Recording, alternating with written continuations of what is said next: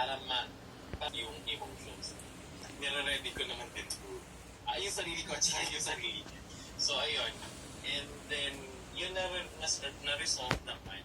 So, again, you have to and then give his time to process. And then, pag medyo nag-cool down na siya, na ganito yung nangyari, what happened, and then, after ma-process, yun, nag-lesson kami ulit, and then, binalikan namin kung ano yung nangyari. Para mas ma-process niya pa further. Kung ano yung ginawa niya, kung anong emotions or yung feelings na namdaman niya, and then, parang ano na yung feelings niya. Galit pa rin ba siya, or not, and then, next time, what should he do? Anong strategies ba dapat gagawin? Para siya, so, other, ano naman, parang ang ito-target namin is other emotion, situation.